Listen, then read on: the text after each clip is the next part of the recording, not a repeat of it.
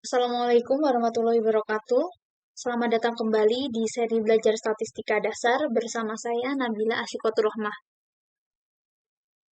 Pada video kali ini kita akan belajar mengenai teknik korelasi pi. Untuk pembahasannya adalah sebagai berikut. Yang pertama, analisis korelasi, lalu dilanjutkan dengan apa itu teknik korelasi pi. Kemudian, bagaimana pelaksanaan dari prosedur uji signifikansi untuk teknik korelasi pi, dan akan dilengkapi dengan contoh penggunaan teknik korelasi pi, serta bagaimana cara membaca tabel distribusi chi-square. Oke, kita langsung ke analisis korelasi. Korelasi sendiri artinya adalah hubungan timbal balik atau sebab akibat. Tujuan dilakukannya analisis korelasi dalam penelitian yaitu yang pertama, menyelidiki adanya hubungan dua variabel atau lebih.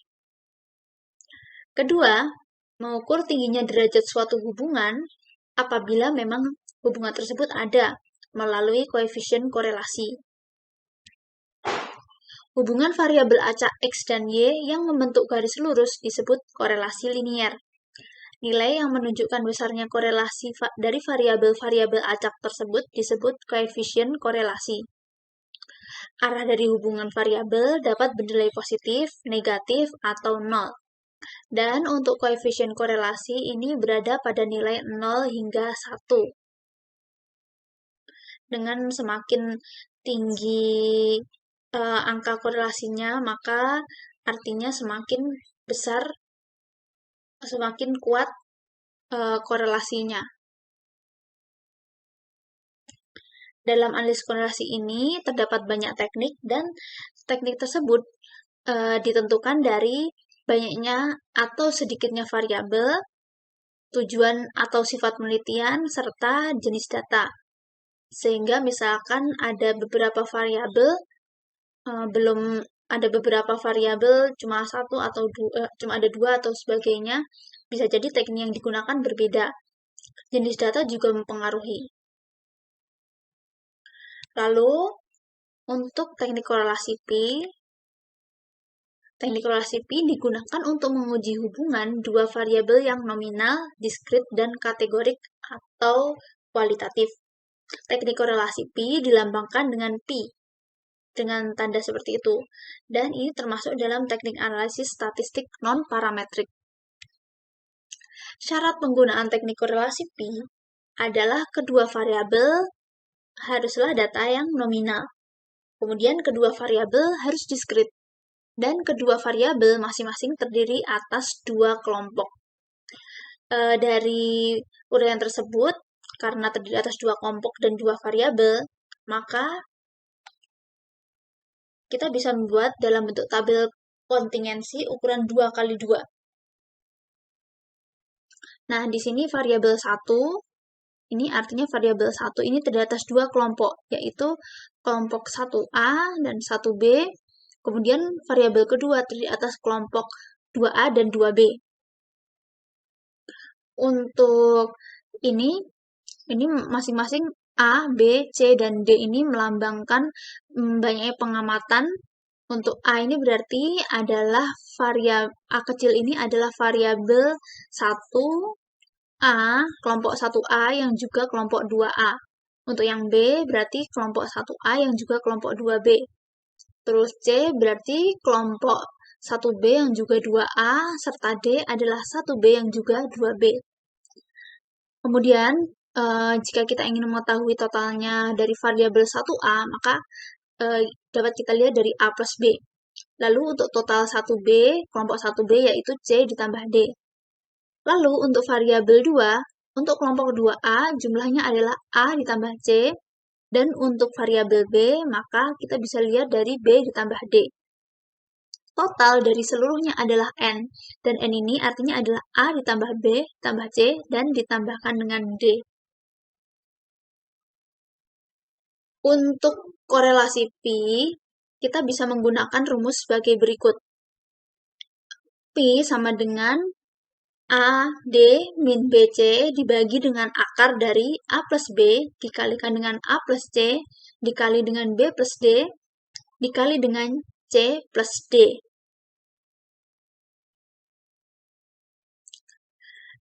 Kemudian apabila kita akan melakukan uji signifikansi untuk korelasi pi, maka prosedurnya adalah sebagai berikut.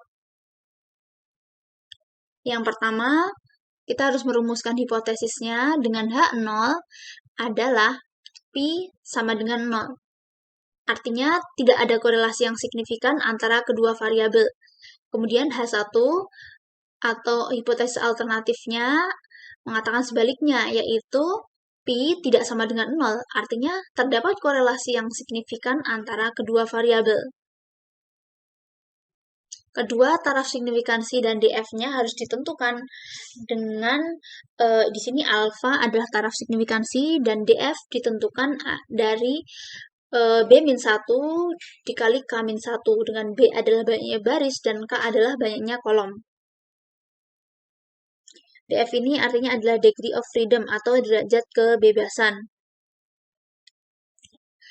Untuk statistik uji, sesuai dengan bab yang kita pelajari, maka statistik uji yang digunakan adalah uji signifikansi korelasi pi menggunakan chi-square. Lalu kita lakukan komputasi berdasarkan statistik ujinya. Dengan chi-square tabel adalah chi-square yang ditentukan dari DF dan alpha. Serta chi-square hitung adalah N dikali pi kuadrat. Lalu tentukan daerah kritisnya dengan misalkan chi-square hitungnya kurang atau sama dengan chi-square tabel, maka H0 diterima. Dan jika chi-square hitungnya lebih besar dari chi-square tabel, maka H0 ditolak. Langkah ke-6, kita akan mengambil keputusan akan menerima atau menolak H0 berdasarkan perhitungan atau komputasi dari statistik uji dan daerah kritisnya. Selanjutnya, kita ambil kesimpulan setelah melihat hasil keputusan. Untuk lebih memahami bagaimana prosedur ujinya, kita ke contoh penggunaan terlebih dahulu. Suatu kegiatan penelitian bertujuan untuk mengetahui apakah terdapat korelasi secara signifikan antara kegiatan mengikuti bimbingan tes yang dilakukan oleh para siswa lulusan SMA dan prestasi mereka dalam SBMPTN yang telah ditentukan jumlah pesertanya 100 orang. Berikut adalah datanya. Jadi di sini ada ada dua variabel. Yang pertama statusnya mengikuti bimbingan tes dan tidak mengikuti bimbingan tes, serta prestasi dari siswanya apakah peserta tersebut lulus SBMPTN atau tidak lulus, dengan jumlah peserta adalah 100. Untuk menyelesaikannya, kita buat dalam bentuk tabel korelasi kontingensi dengan di sini A bernilai 20, B 20, C-nya 25, dan D adalah 35, serta N adalah 100. Lalu kita hitung dulu dengan rumus korelasi pi. Dengan pi adalah AD min BC dibagi dengan akar dari A plus B dikali A plus C, dikali B plus B, dikali C plus D.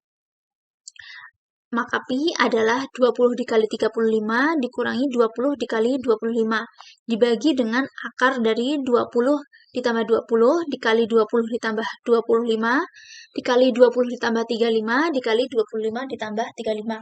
Nah, kalau sudah dapat, maka kita hitung. Hasilnya adalah 700 min 500 dibagi dengan akar dari 40 kali 45 kali 55 kali 55. Hasilnya adalah 200 dibagi 2437,21. Nah, dari sini kita dapatkan pi-nya adalah 0,082. Nah, berdasarkan korelasi menurut Sugiono, ketika nilai pi-nya 0,00 hingga 0,19, artinya korelasi sangat rendah. Untuk nilai 0,20 hingga 0,399, korelasinya rendah. 0,40 hingga 0,599 artinya korelasinya sedang. Lalu ketika 0,60 sampai 0,799 korelasinya kuat, dan untuk 0,80 hingga 1 korelasinya sangat kuat. Nah, pada soal ini sini pi didapatkan 0,082, artinya korelasi sangat rendah. Kemudian kita interpretasikan hasilnya berdasarkan prosedur uji. Kita tentukan H0-nya dengan H0 dan H1. H0-nya adalah tidak ada korelasi yang signifikan antara keikutsertaan siswa dalam bimbingan dan keberhasilan siswa dalam SBMPTN. H1 menyatakan bahwa terdapat korelasi yang signifikan antara keikutsertaan siswa dalam bimbingan dan keberhasilan siswa dalam SBMPTN. Sesuai di sini kita bisa mengambil taraf nyatanya adalah 5% atau 0,05, dan karena DF tentukan dari B dan K, sementara B-nya adalah 2 dan K adalah 2, maka DF adalah 2-1 dikali 2-1, yaitu sama dengan 1. Yang ketiga, uji signifikansinya berdasarkan uji signifikansi korelasi pi menggunakan chi-square.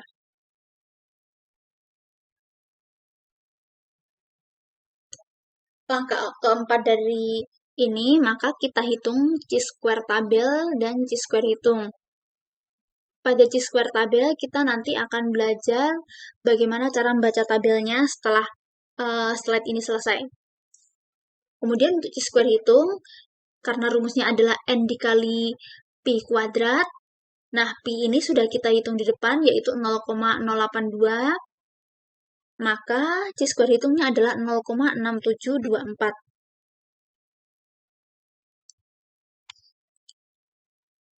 Lalu kita tentukan daerah kritisnya. Di sini kita akan menerima H0 jika chi-square hitungnya kurang atau sama dengan chi-square tabel, dan akan menolak H0 jika chi-square hitungnya lebih besar dari chi-square tabel.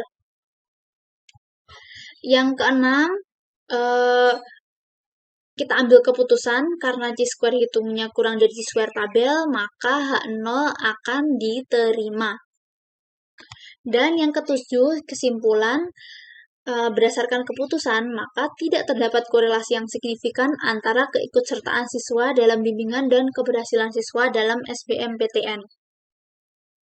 Oke, untuk yang terakhir ini kita belajar bagaimana cara membaca tabel distribusi chi-square.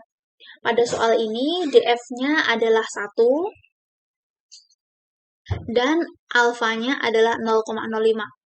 Sehingga chi-square tabelnya untuk DF1 dan alfa 0,05, maka chi-square tabelnya adalah 3,84146.